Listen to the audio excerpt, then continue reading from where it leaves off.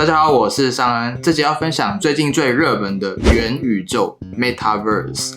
未来几年呢，脸书将会从一家社交媒体公司转变成为一家元宇宙公司。同样是在今年，微软提出了要建立企业元宇宙的方案。元宇宙是什么呢？是不是只需要 VR 加上 AR， 每个人只要带上一个装置就可以连到同一个虚拟世界玩耍？这就是所谓的元宇宙吗？没那么简单，因为元宇宙的概念将远远超出你的想象，而且别以为这么新潮的东西跟你的生活没有关系，反而它很有可能在未来，不管在商业运用还是日常习惯，都跟你的生活分不开哦。在元宇宙这个概念诞生前呢，1990是虚拟世界开始大力发展的时代，主要有3个原因让虚拟世界开始发展。首先是电脑的普及，在当时开始有越来越多人有个人的电脑。第二是 3D 的图像及影像，普通人也能开始体验到 3D 画面。最后就是网络的商业服务越来越多。说到元宇宙的最一开始，你猜猜看是谁提出的呢？不是祖克伯，也不是企业家，也不是科学家，是小说家。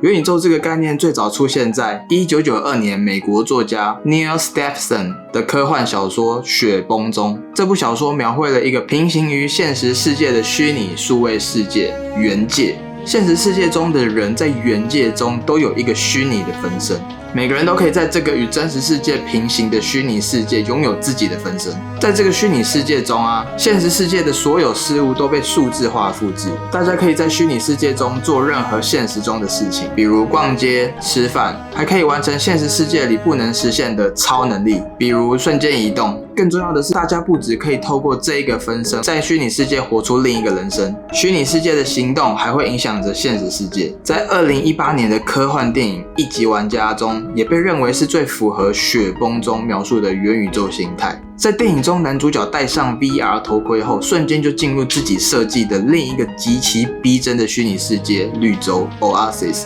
在一级玩家设定的绿洲场景里，大家透过头盔设备将意识与平行虚拟世界连接起来，然后就在绿洲设定的一套完整执行的虚拟社会里，透过控制自己的虚拟分身进行一系列的社会活动。在绿洲里，你可以去任何地方做任何事，成为任何人，做任何你想做的事情，局限你自己的，只有自己的想象力。元宇宙由 Meta 超越的意思和 Universe 宇宙的意思组成，加在一起就是超越宇宙的世界。元宇宙的定义还没有一定的标准，所以现在谁都可以随便找个理由，随便就把产品贴上元宇宙的标签。比较多人引用的定义是 Matthew Ball 在2021年的网站中这样定义元宇宙。第一个是巨大规模可以互通的网络，也就是大家都可以互相流通。第二个是可以被同步而且持续体验的 3D 虚拟世界。第三个是可以支援无限数量的使用者。第四个很重要就是内容与真实世界互相有互用性。牛津词典也是把元宇宙定义为一个虚拟实境，也就是 VR 的空间，用户可以在其中跟电脑生成的虚拟环境跟其他人交流互动。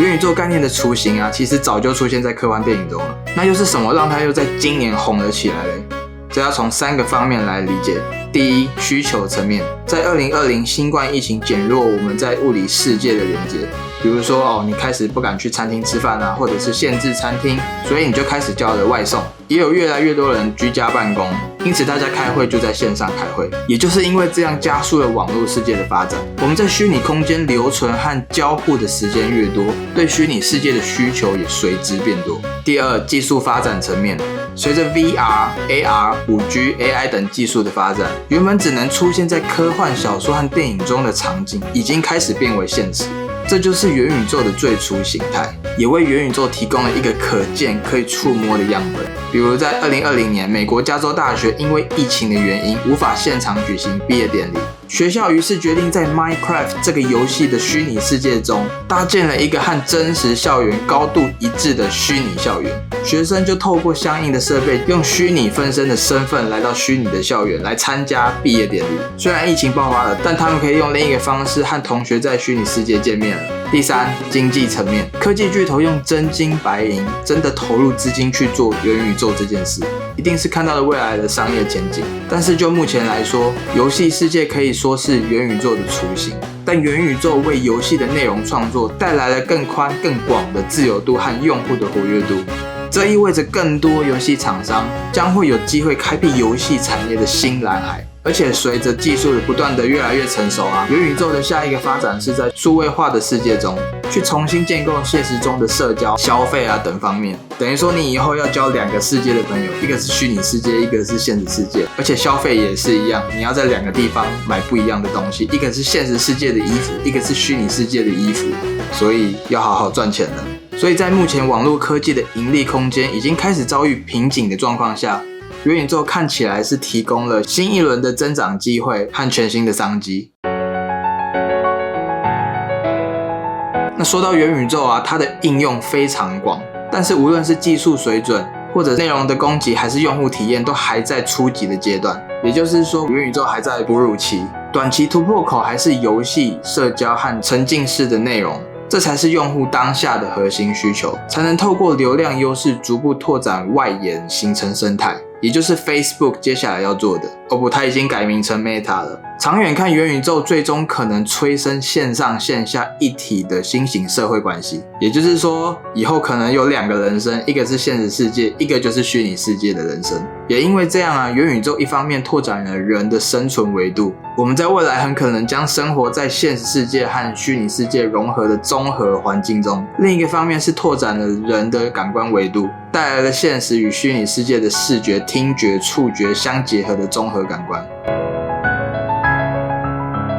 由于元宇宙概念目前还没有一个简单具体的定义，这就得让各个网络科技公司用自己的方式去理解，去塑造自己的元宇宙。从目前来看呢，这个概念在网络游戏产业得到充分的运用。熟悉游戏的朋友都知道，一些网络游戏的本质就是在建构一个虚拟的环境，比如说 Minecraft还有 Fortnite， 而每个使用者都可以在那个世界里找到我们自己的存在。而被誉为元宇宙第一股票的美国游戏公司 Roblox 就建立了一个沉浸式 3D 在线游戏创作平台。现在的开放性游戏越来越开始接近元宇宙的概念，都在走向一个自主的开放世界，只是那个代入感和多元性还差很多。绅士们最爱的游戏一定要有沉浸感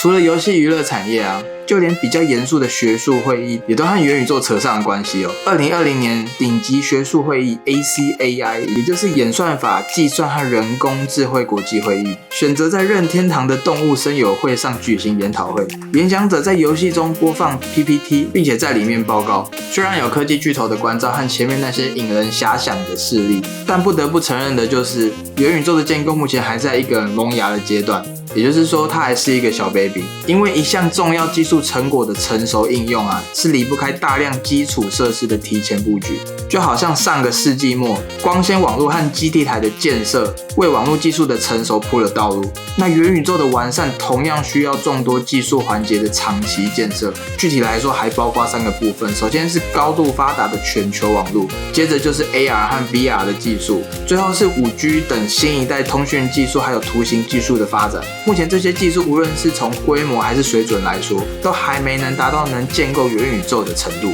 理论上来说呢，我们过去科技的所有发展，特别是 5G、AI、云端技术、区块链技术，包括数位世界的代币经济、加密货币，都在为所谓的元宇宙打好地基。技术不断的进步，实现这个梦想是早晚的事。元宇宙的时代，你准备好了吗？未来的元宇宙究竟是什么样呢？我们拭目以待。